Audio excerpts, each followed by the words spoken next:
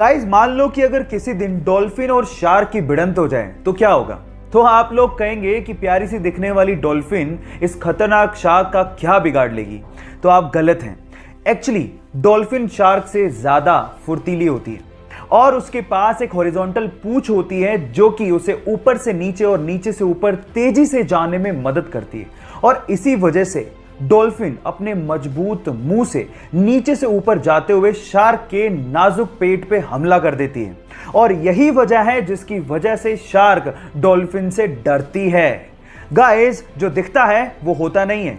क्या आपको इसके पहले तक इफेक्ट पता था? और अगर नहीं पता था तो चैट सेक्शन में लिखना मत भूलिएगा। आईपीएल पहली बार उस समय चर्चा में आ गया था जब हरभजन सिंह ने एक मैच के दौरान श्रीशांत को थप्पड़ जड़ दिया था। एक्चुअली हुआ कुछ यूं कि मुंबई इंडियंस किंग्स 11 पंजाब के खिलाफ मैच हार गई। तो उस टाइम पे किंग्स 11 पंजाब के गेंदबाज श्रीशांत ने हरभजन सिंह जो कि मुंबई इंडियंस के कैप्टन थे उन्हें कहा हार्ड लक। तो इस बात पे आपा खोते हुए हरभजन सिंह ने श्रीशांत को थप्पड़ जड़ दिया और इसी वजह से आईपीएल के पूरे सीजन के लिए हरभजन सिंह को बैन कर दिया गया और बीसीसीआई ने 5 वनडे मैचों के लिए भी हरभजन सिंह को बैन कर दिया। गाइस हर खेल के बाद हार और जीत तो चलती रहती है, लेकिन हार के बाद आपा खोना अच्छी बात नहीं है। आपको इसके बारे में क्या लगता है चैट सेक्शन में लिखना मत भूलिएगा। एक फूडी लड़की जिसे हेल्दी और टेस्टी खाना बनाने का और खाने का बहुत ज्यादा शौक है, लेकिन अजीब बात यह है कि उनका पेट ही नहीं है। नाम है नताशा। मुंबई में पैदा हुई, दिल्ली में शादी हुई, लेकिन शादी अच्छी नहीं चल पाई जिसकी वजह से उसे बहुत ज्यादा स्ट्रेस रहने लगा। बहुत ज्यादा स्ट्रेस की वजह से उसके शोल्डर में पेन शुरू हो गया, लेकिन जब भी वो खाना खाती उनके शोल्डर में पेन बढ़ जाता। एक डॉक्टर से अच्छे से चेक करवाने के बाद उस डॉक्टर ने बताया कि उसके पेट में ट्यूमर है और सर्जरी करनी पड़ेगी।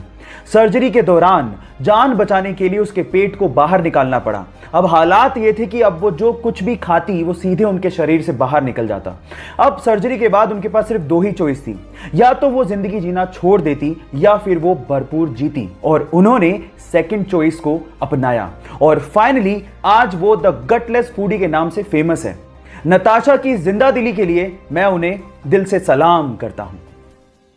बॉलीवुड में आपके बहुत से ऐसे चहेते स्टार्स हैं जिनका रियल नेम कुछ और ही है और आप उन्हें किसी और ही नाम से जानते हैं। जैसे अमिताभ बच्चन जिनका रियल नेम इंकलाब बच्चन है, अक्षय कुमार जिनका रियल नेम राजीव हरिओम भाटिया है, सलमान खान जिनका रियल नेम अब्दुल राशिद सलीम सलमान खान है। इसके अलावा रजनीकांत जिनका रियल नेम शिवाजी राव गायकवाड़ है और टाइगर श्रॉफ जिनका रियल नेम जय हेमंत श्रॉफ है। गाइस आपको बॉलीवुड की नेमिंग मिस्ट्री कैसी लगी चैट सेक्शन में जरूर लिखिएगा। अगर आप अपने चेहरे पे आने वाली झुर्रियों से बचना चाहते हैं, अपने चेहरे पे ग्लो चाहते हैं और यंग दिखना चाहते हैं तो मेरे पास आपके लिए घरेलू उपाय है। गाइस इसका सबसे सस्ता, सबसे अच्छा और सबसे नेचुरल उपाय है एलोवेरा जेल। एलोवेरा जेल को आपको बाहर से भी खरीदने की जरूरत नहीं है। इसका पौधा आप घर पे ही लगा सकते हैं और उसके बाद एलोवेरा से एलोवेरा जेल भी आप घर पे ही निकाल सकते हैं। और अगर आप हर दिन 20 मिनट के लिए एलोवेरा जेल अपने चेहरे पे लगाएं और उसके बाद साफ पानी से अपने चेहरे को धो लें और अगर आप ये रेगुलरली करते हैं तो आपके चेहरे पे ग्लो आएगा और आपके चेहरे की चमक बढ़ेगी और आप युवा दिखने लगेंगे। एक बार बिल गेट्स ने किसी रेस्टोरेंट में खाना खाने के बाद खाना परोसने वाले वेटर को टिप के तौर पे $5 दिए तो वो वेटर बिल गेट्स को बड़ी हैरानी से देखने लगा। तो इस बात पे बिल गेट्स ने वेटर से पूछा कि क्यों भाई क्या हो गया, तो मुझे इतनी हैरानी से क्यों देख रहे हो। तो उस वेटर ने बड़ी विनम्रता से कहा कि इसी टेबल पे जब आपकी डॉटर ने खाना खाया था तो उन्होंने मुझे $500 की टिप दी थी और आप तो उनके फादर हैं, दुनिया के सबसे रिचेस्ट पर्सन हैं और आपने मुझे सिर्फ $5 दिए। तो इस बात पे बिल गेट्स ने जो कहा वो आप लोगों को सुनना चाहिए। बिल गेट्स ने कहा कि उसके पिता दुनिया के सबसे अमीर आदमी हैं पर मेरे पिता नहीं। गाइस इसलिए कहा जाता है कि आप कितनी भी सक्सेस की ऊंचाइयां छू लें, आपको अपने पास्ट को कभी नहीं भूलना चाहिए क्योंकि वही आपका सबसे अच्छा टीचर होता है। सिर्फ क्रिकेट ही वो वजह नहीं है जिसकी वजह से सचिन तेंदुलकर को क्रिकेट का भगवान कहा जाता है, बल्कि इसके पीछे की एक और बड़ी वजह है और वो है वैल्यूज।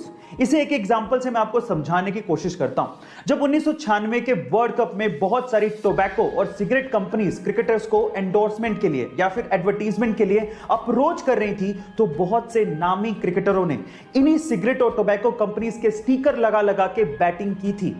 और इन कंपनीज को एंडोर्स किया था, लेकिन सचिन तेंदुलकर ने ऐसा नहीं किया।